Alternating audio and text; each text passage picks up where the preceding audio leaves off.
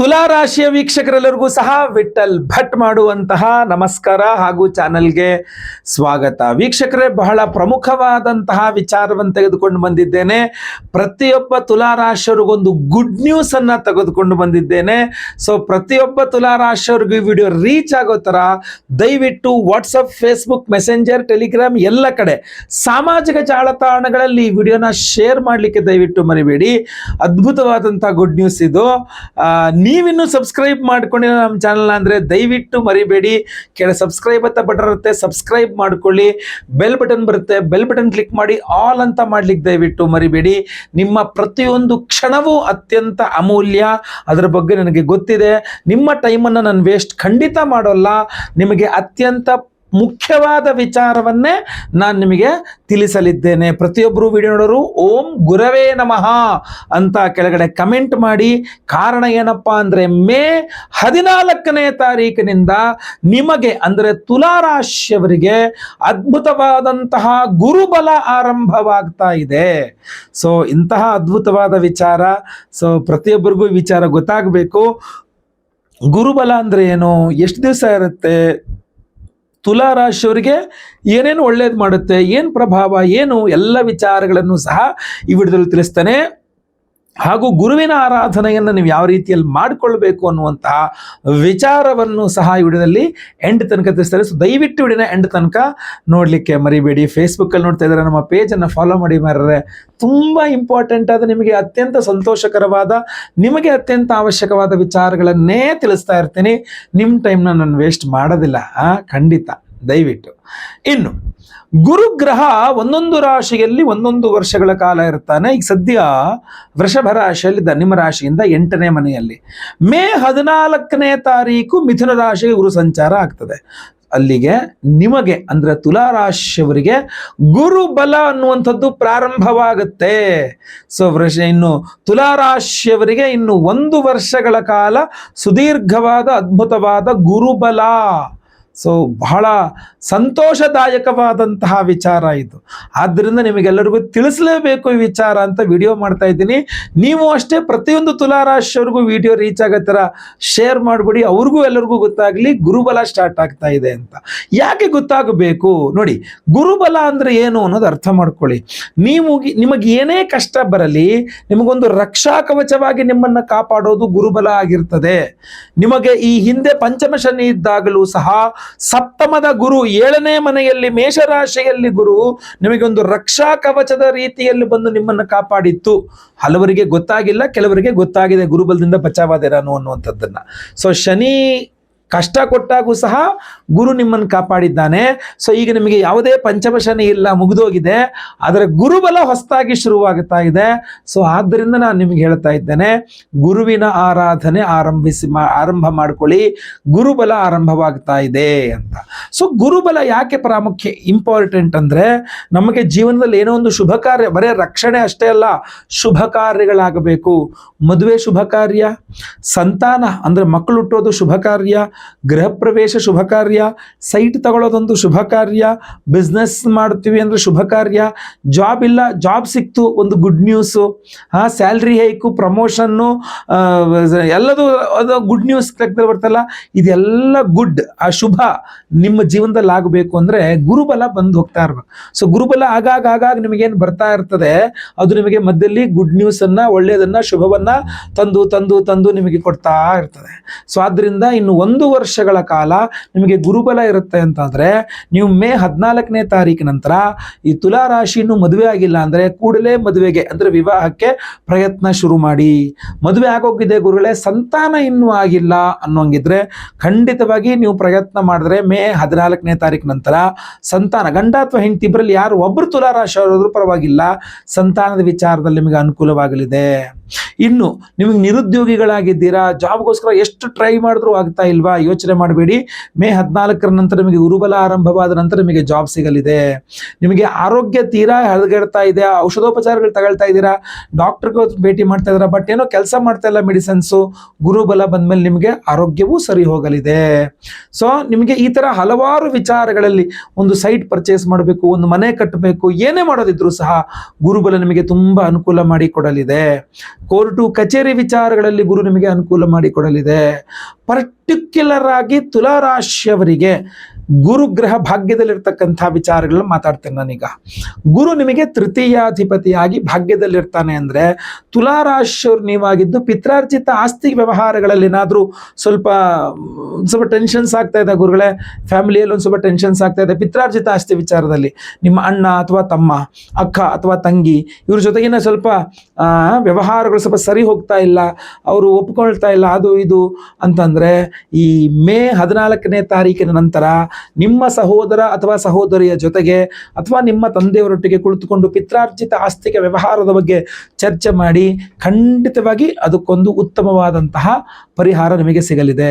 ನಿಮ್ಮ ತಂದೆಯವರಿಗೆ ಆರೋಗ್ಯ ಸರಿ ಇಲ್ಲ ಅಥವಾ ನಿಮ್ಮ ಹಾಗೂ ನಿಮ್ಮ ತಂದೆಯವರ ನಡುವೆ ತೀರಾ ಜಗಳ ಮನಸ್ತಾಪಗಳಾಗುತ್ತಾ ಇದೆ ಅಂತಂದರೆ ನೀವು ಸಮಾಧಾನವಾಗಿರಿ. ಮೇ 14ನೇ ತಾರೀಕಿನ ನಂತರ ಈಗಲಿಂದಲೇ ಗುರು ಆರಾಧನೆ ಮಾಡ್ಕೊಂಬಂದ್ಬಿಡಿ. ಮೇ 14ನೇ ತಾರೀಕಿನ ನಂತರ ನಿಮ್ಮ ಹಾಗೂ ನಿಮ್ಮ ತಂದೆ ನಡುವಿನ ಮನಸ್ತಾಪ ಭಿನ್ನಾಭಿಪ್ರಾಯಗಳು ಕಡಿಮೆ ಆಗುತ್ತೆ, ತಂದೆಯವರ ಆರೋಗ್ಯವೂ ಸರಿ ಹೋಗ್ತಾ ಬರುತ್ತೆ, ಖಂಡಿತ ಒಳ್ಳೆಯದಾಗತ್ತೆ.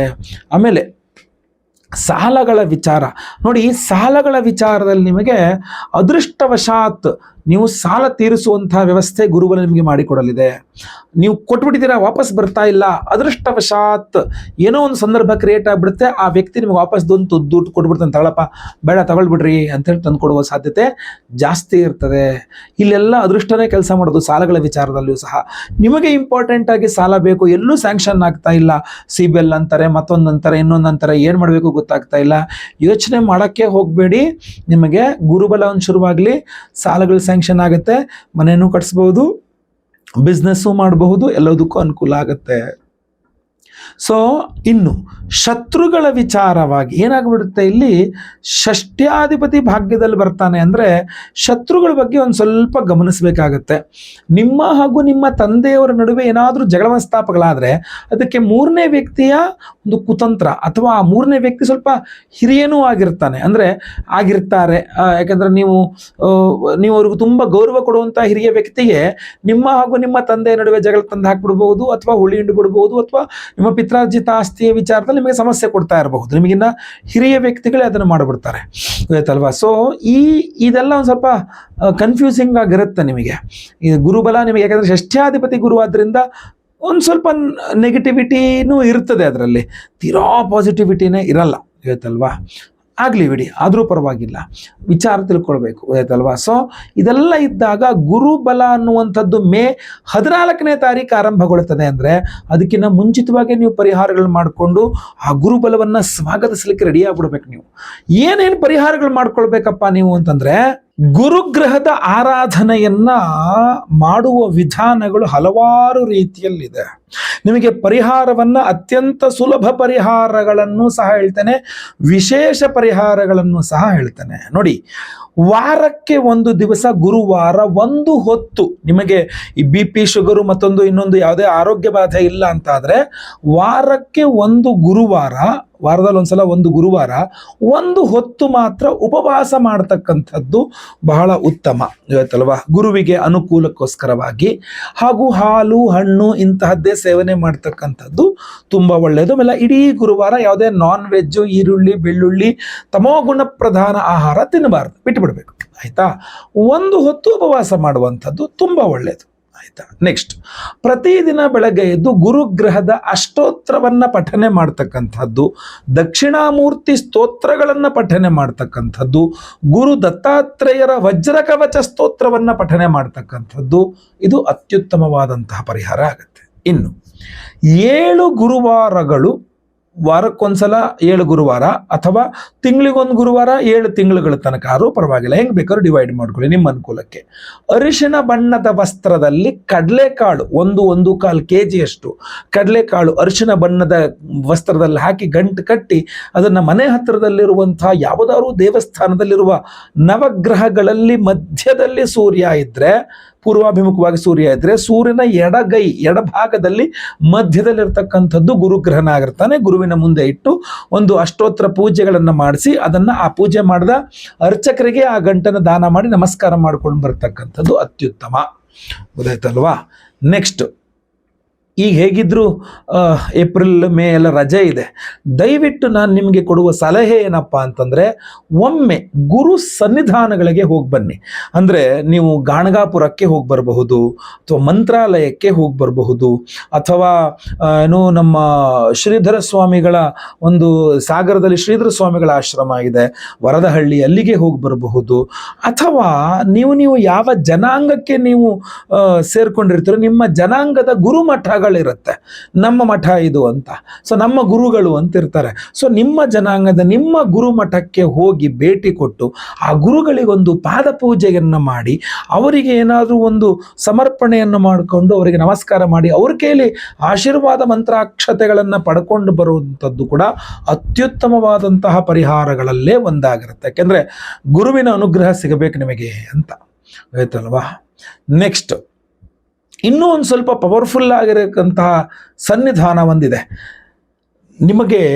ತಮಿಳುನಾಡಲ್ಲಿ ನವಗ್ರಹಗಳ ಪ್ರತಿಯೊಂದು ಗ್ರಹಕ್ಕೂ ಒಂದೊಂದು ಸನ್ನಿಧಾನ ಇದೆ. ಅದರಲ್ಲಿ ಈಶ್ವರ ಪ್ರಧಾನವಾದ ದೇವರು ಹಾಗೂ ಮಿಕ್ಕಂತೆ ಅಲ್ಲಿ ಈಶ್ವರನ ಸ್ವರೂಪದಲ್ಲಿ ಒಂದು ಗ್ರಹ ಇರ್ತದೆ, ಆಯ್ತಲ್ವಾ. ಅಂತಹ ಸನ್ನಿಧಾನಗಳಲ್ಲಿ ಆಪತ್ಸಹಾಯೇಶ್ವರ ಸ್ವಾಮಿ, ಅದರಲ್ಲಿ ಗುರುಸ್ಥಳಂ ಅಂತ ಕರೀತಾರೆ. ಒಮ್ಮೆ ಹೋಗಿ ದರ್ಶನ ಮಾಡಿಕೊಂಡು ಬಂದರೆ ತುಂಬ ಅನುಕೂಲ ನಿಮಗೆ, ಗುರುವಿನ ಅನುಗ್ರಹ. ನಾನು ವಿಶೇಷವಾಗಿ ನಿಮಗೋಸ್ಕರ ಒಂದು ಅದ್ಭುತವಾದಂತಹ ಸಹಸ್ರ ಗುರು ಶಾಂತಿ ಹೋಮವನ್ನು ಮಾಡ್ತಾ ಇದ್ದೇನೆ.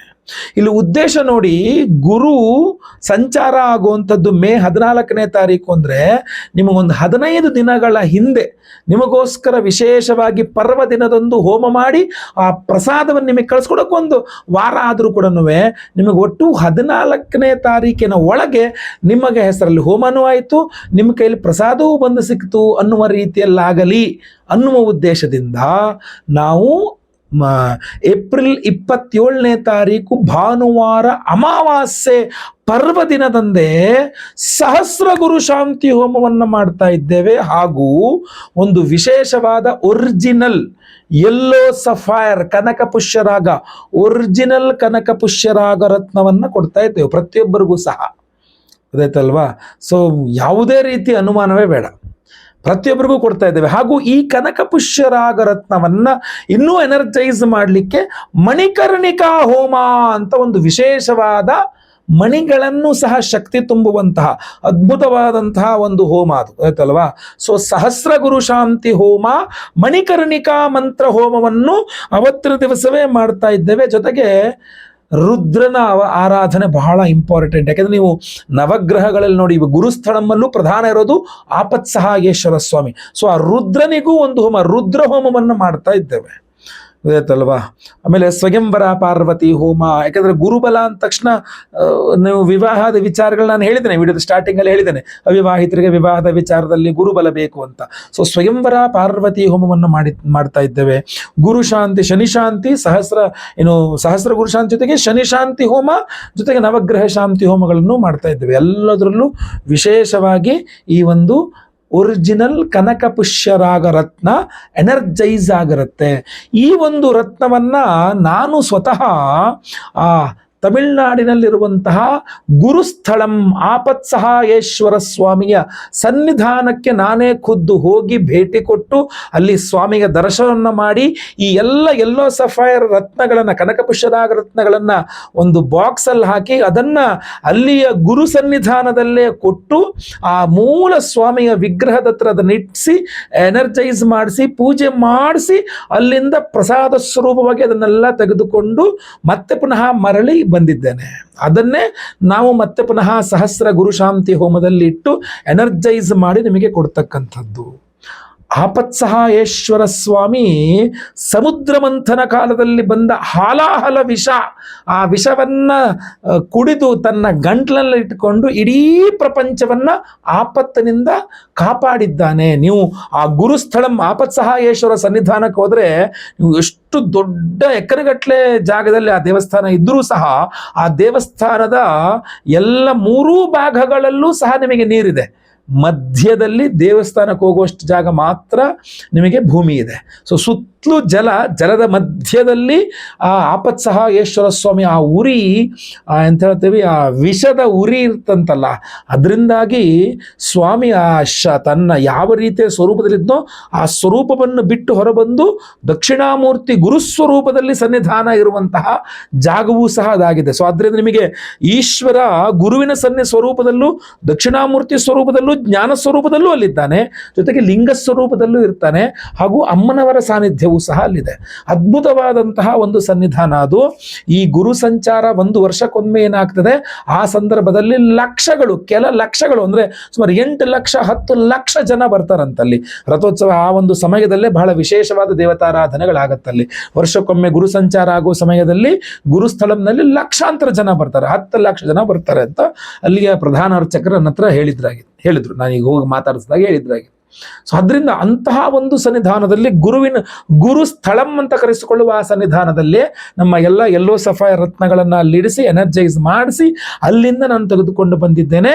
ಹಾಗೂ ಅದನ್ನೇ ನಮ್ಮ ಯಾಗಶಾಲೆಯಲ್ಲಿ ನಾವು 27ನೇ ತಾರೀಕು ಭಾನುವಾರ ಅಮಾವಾಸ್ಯೆ ಪರ್ವಕಾಲದಲ್ಲಿ ಸಹಸ್ರ ಗುರು ಶಾಂತಿ ಹೋಮ, ಮಣಿಕರ್ಣಿಕಾ ಹೋಮದಲ್ಲಿಟ್ಟು ಆ 2 ಹೋಮಗಳಲ್ಲಿ ಎನರ್ಜೈಸ್ ಮಾಡಿ ನಾವು ನಿಮಗೆ ಸ್ಪೀಡ್ ಪೋಸ್ಟಲ್ಲಿ ನಾವು ಕಳಿಸ್ಕೊಡ್ತೇವೆ. ಎಲ್ಲ ಹೋಮಗಳ ಭಸ್ಮ, ಕುಂಕುಮಾರ್ಚನೆಯ ಕುಂಕುಮ ಪ್ರಸಾದ, ಅದರ ಜೊತೆಯಲ್ಲಿ ಈ ಒಂದು